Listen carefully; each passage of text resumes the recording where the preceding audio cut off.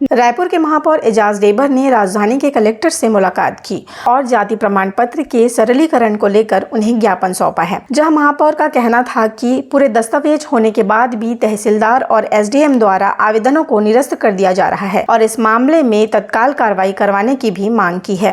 देखिए, आज जाति प्रमाण पत्र को सरलीकरण को लेकर आदरणीय कलेक्टर साहब से आज चर्चा की गई।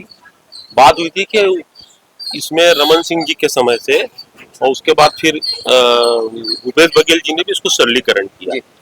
अब ये हो रहा है कि कुछ जाति प्रमाण पत्र बने भी हमारी सरकार में, उसके बाद फिर अभी 11 जो बने हैं उसमें उन्होंने कुछ कुछ अनापत्ति करके उसको क्यूरी में डाल दिया। मतलब ये नहीं बन सकता। उसी को लेकर आज हम लोग माननीय कलेक्टर महोदय के पास में आए थे कि जब सरलीकरण का क्या मतलब होता है। हमने बात की, क्या जो पढ़ा लिखा है क्या सिर्फ उसी के ही बच्चों का जातीय प्रमाण पत्र बनेगा? जो पढ़े लिखे नहीं है तो क्या उनके जातीय प्रमाण पत्र नहीं बनेगा? और जब सरलीकरण की बात की है, हमारी सरकार ने इसको सरलीकरण किया था। सरलीकरण का मतलब ये होता है कि जिस वार्ड में, जिस मोहल्ले में और वहाँ के जो समाज के जो प्रमुख लोग होते हैं वो अगर किसी चीज में लिख के देते हैं, उनके लिखने के बाद फिर वो मुद्दा आता है एमआईसी में, एमआईसी के बाद फिर पास होता है, फिर वो सामान्य सभा में आता है। सामान्य सभा में आज मैंने इसी बात को किया, जब इतने सारे लोग लिख के दे रहे हैं, उनके जाति के प्रमुख लिख के दे रहे हैं, उसके बाद फिर वो मुद्दा एमआईसी में आ रहा है, एमआईसी के बाद फिर वो मुद्दा सामान्य सभा में आ रहा है, सामान्य सभा से पास होने के बाद उसके बाद फिर इसमें क्यूरी हो रही है। ये ठीक नहीं है। जाति प्रमाण पत्र सरलीकरण जो है लोगों का बनना चाहिए और हमारी मंशा एकदम साफ है कि भैया अगर कोई चाय वाले का बच्चा वो चाय वाला ना बने भाई, वो भी पढ़ लिख के उसको भी पूरा अधिकार है। अगर कोई सफाई कर्मचारी है, अगर उसका बेटा अगर सिर्फ वो सफाई कर्मचारी ना बने, हम भी चाहते हैं कि वो पढ़ लिख के अच्छा बड़ा आदमी बने उसका बेटा। तो इसीलिए ये बहुत जरूरी है।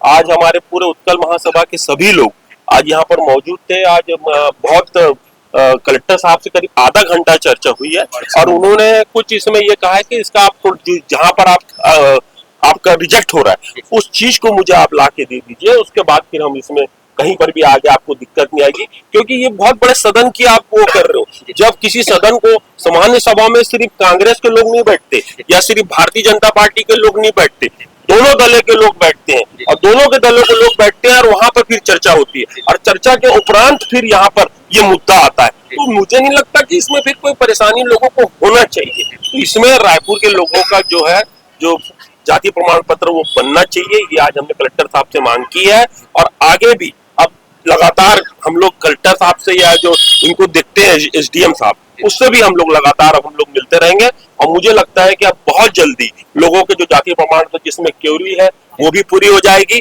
और भी अब हम तो ये चाहते हैं कि हर जोनों में, पूरे 10 के 10 जोनों में ये इसको हम कैम्प के माध्यम से, हम इसमें प्रशिक्षण के माध्यम से, कैम्प के माध्यम से लोगों का जातीय प्रमाण पत्र बनाने का काम हो।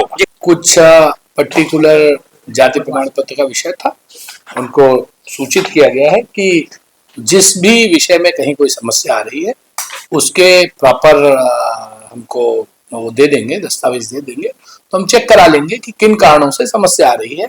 और जैसे कि शासन की मंशा है कि लोगों को सुगमता से ये सब सुविधाएं मिले, उसके लिए पूरी तरीके से सब प्रतिबद्ध है।